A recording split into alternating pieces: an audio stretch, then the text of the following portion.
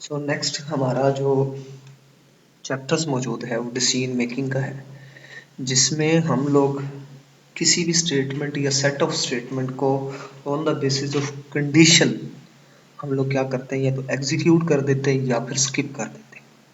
ठीक है, इस तरीके से वो बेसिक्स इनपुट आउटपुट पहले हम लोगों ने देखा।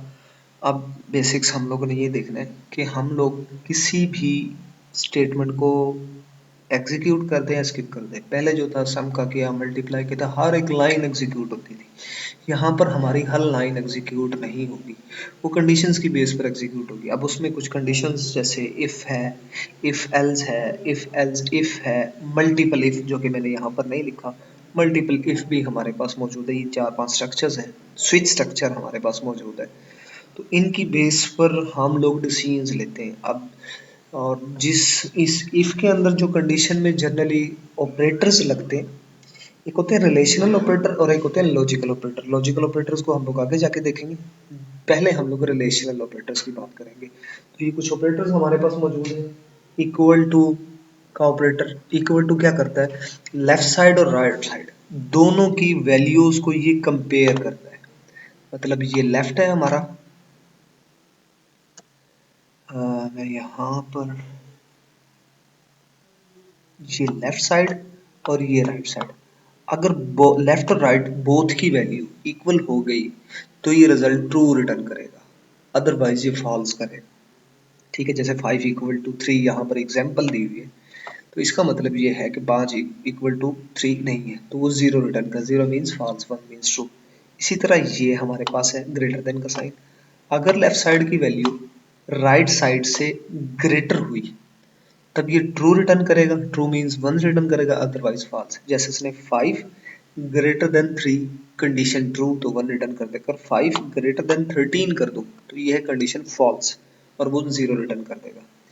इसी तरह लेस देन ऑपरेटर है, चल चेक वही करेंगे। अगर लेफ्ट साइड की वैल्यू राइट साइड से छोटी हुई तब ये ट्रू रिटर्न करेगा वरना फॉल्स। जैसे 5 लेस देन 3, 5 3 के लेस देन नहीं है तो वो क्या कर देगा, वो 0 रिटर्न करेगा। और अगर मैं यहाँ पर कर दूं कि 5 लेस देन 13, ये कंडीशन ट्रू है, 5 वाकई 13 से छोटा है, तो हमारे पास क्या आएगी, वो 0 रिटर्न करेगा। इसी तरह नॉट इक्वल है, नॉट इक्वल क्या करता है, बोथ साइड जब अनइक्वल होंगी तब ये ट्रू रिटर्न करेगा। जैसे 5 not equal to 3 condition true है बिल्कुल, तो 1 रिटर्न हो गया। अगर 5 नॉट इक्वल टू 5 करते तब हमारे पास क्या होता, वो कंडीशन क्या आती, वो फॉल्स आ जाती कि 5 5 के बराबर, 5 5 इक्वल टू 5 नहीं है। इसी तरह फिर ये ग्रेटर देन इक्वल टू, ये थोड़ा सा समझने का, इसको जरा गौर से देखिएगा कहाँ पर लगाना होता है हमें। जहां पर या तो बड़ी वैल्यू या बराबर वैल्यू की बेस पर हमें ट्रू करना हो, यानी कि जब लेफ्ट साइड की वैल्यू या तो राइट साइड से बड़ी हो या राइट साइड के बराबर हो, तब हमें क्या करेगा, ये ट्रू रिटर्न करेगा। जैसे 5 ग्रेटर देन 3 कंडीशन ट्रू, या मैं लिखता हूँ 5 ग्रेटर देन इक्वल टू 5, यानी कि 5 greater than equal to 5 condition true है, क्योंकि ग्रेटर तो नहीं है बट इक्वल टू। यहाँ पर दो चीजें, या तो लेफ्ट साइड की वैल्यू राइट साइड से बड़ी होगी या लेफ्ट और राइट की साइड की वैल्यू दोनों आपस में बराबर होगी, तब ये ट्रू रिटर्न करेगा, अदरवाइज ये फॉल्स रिटर्न करेगा। फिर इसी तरह लेस देन इक्वल टू है, यानी कि लेफ्ट साइड की वैल्यू राइट साइड से छोटी होगी तब ये ट्रू रिटर्न करेगा, अदरवाइज ये फॉल्स। या तो छोटी होगी या फिर बराबर होगी। जैसे 5 less than and equal to 3 condition false, क्योंकि 5 छोटा नहीं है। अगर 5 less than and equal to 13 condition true, क्योंकि 5 13 से छोटा है। या फिर हम लिख देंगे 5 less than and equal to 5, तब हमारे पास क्या होगा, तब भी ये रिजल्ट ट्रू है, क्योंकि लेस देन तो बेशक नहीं, इक्वल टू है। तो ये कुछ रिलेशनल ऑपरेटर्स हैं जिनकी बेस पर हम लोग इफ या इफ एल्स इफ को या मल्टीपल इफ को, इन स्टेटमेंट्स को हम लोग चेक करते हैं। अब सबसे पहले हम लोग इसके स्ट्रक्चर को देख लेते हैं, इफ के स्ट्रक्चर को। इफ का स्ट्रक्चर हमारे पास किस तरीके से यूज होगा, ये इफ है, ये इसके अंदर एक्सप्रेशन, एक्सप्रेशन मींस कंडीशन, वो जो ग्रेटर देन लेस देन का सैंपल देखा था वो यहाँ पर एक एक्सप्रेशन बनाएगा। जैसे मैं लिख देता हूँ a greater than 6, this is the expression. अगर a वेरिएबल में जो ऐसी वैल्यू हुई जो 6 से बड़ी है तो ये ट्रू रिटर्न करेगा। जब ये ट्रू हो जाएगा तब ये अपनी स्टेटमेंट को एग्जीक्यूट करेगा। अगर ये फॉल्स होगा तो ये बगैर एग्जीक्यूट किए ही बाहर आ जाएगा। ओके, मैं इसका कलर चेंज कर लेता हूँ। ठीक है, तब ये आ जाएगा। अब यहाँ पर देखिए ये हमारे पास मौजूद है, ये है। अब अगर कंडीशन हमारे पास ट्रू है तो देखो कोड के ब्लॉक को क्या करेगा, एग्जीक्यूट करेगा। और अगर हमारा ब्लॉक जो है वो हमारे पास फॉल्स हो जाता है, तब हमें क्या होगा, वो सीधा बाहर आ जाएगा, अपने ब्लॉक को एग्जीक्यूट नहीं करेगा। मींस इफ स्ट्रक्चर कहता है अगर कंडीशन ट्रू है तो वो एग्जीक्यूट करेगा, अगर कंडीशन ट्रू नहीं है तो वो एग्जीक्यूट नहीं करेगा। ठीक है, जैसे ये हमारे पास मौजूद है, एक स्टेटमेंट है, इंट एक एन में वेरिएबल लिखी हुई है, और हमने ये कंडीशन लगानी थी कि अगर एन की वैल्यू 40 से ज्यादा होगी, यानी कि स्टूडेंट ने जो मार्क्स लिए वो 40 से ज्यादा होंगे, तो हम लोग उसको पास कह देंगे, अदरवाइज उसको हम लोग फेल कह देंगे। अब जरा इस स्ट्रक्चर को हम लोग देख लेते हैं। तो उसके लिए हमें क्या करना है, मैं इसको हाइड बंद करता हूँ और फिर हम लोग नेक्स्ट जरा IDE पे आ जाते हैं। और IDE पे आते वक्त मैं इधर से अगेन प्रोजेक्ट बना लेता हूँ नया जावा एप्लीकेशंस का, और मैं यहाँ पर लिख देता हूँ इफ स्ट्रक्चर। ठीक है, ये कमेंट्स अरेज करें ना करें आपकी मर्जी। तो ये हमारे पास मौजूद है पैकेज नेम, ताकि वो फोल्डर नेम बने, और फिर क्लास, क्लास होना जरूरी है क्योंकि जावा एक pure object oriented programming language है। ओके, अब यहाँ पर हम लोग एक प्रोग्राम कर लेते हैं। अब वो क्या होगा, यही प्रोग्राम कर लेते हैं लेकिन हम लोग विद इनपुट करेंगे। विद इनपुट करेंगे तो मुझे यहाँ पर क्या करना पड़ेगा, लाइब्रेरी इंपोर्ट करनी पड़ेगी। आपको याद होगा, अगेन से याद करते हैं, import Java dot यूटिल dot scanner. ठीक है, और फिर इसके बाद यहाँ पर आएंगे। अब यहाँ पर हम लोग क्या करेंगे, सबसे पहले क्या करेंगे, स्कैनर का ऑब्जेक्ट बनाएंगे जिसके जरिए से हम लोगों ने इनपुट लेनी है।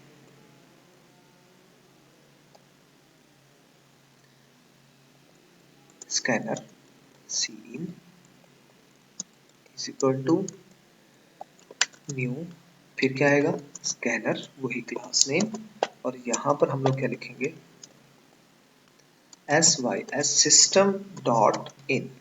ओके, तो ये हमारा एक सिंटैक्स है जिसके जरिए से हम लोग एक ऑब्जेक्ट बनाते हैं जिससे हमें इनपुट लेना है। अब पास फेल के लिए मार्क्स चाहिए, और मार्क्स के लिए हमें इंटीजर में वैल्यू चाहिए। सो इंट एम वेरिएबल ले लेता हूँ, पूरा मार्क्स लिख लें आप, कोई इशू नहीं। अब इसका हमें इनपुट करना है। इनपुट करने के लिए हम लोग को क्या करना है, सबसे पहले एक मैसेज देना है, system dot out dot println. यहाँ पर मैं लिख देता हूँ इंटर यूर मार्क्स। ओके, एलन है तो न्यू लाइन पर आ जाएगा, मैं कहता हूँ उसी लाइन पर रहे, ताकि थोड़ी थोड़ी प्रैक्टिस करते रहे, आपको पता लगता रहेगा। इसके बाद सी इन लिखा, ओ सॉरी, एम वेरिएबल लिखा जिसमें वैल्यू लोड करनी, is equal to C in object name dot वो वाला फंक्शन जिसके जरिए से हम लोगों को वैल्यू इनपुट करनी है। So next int.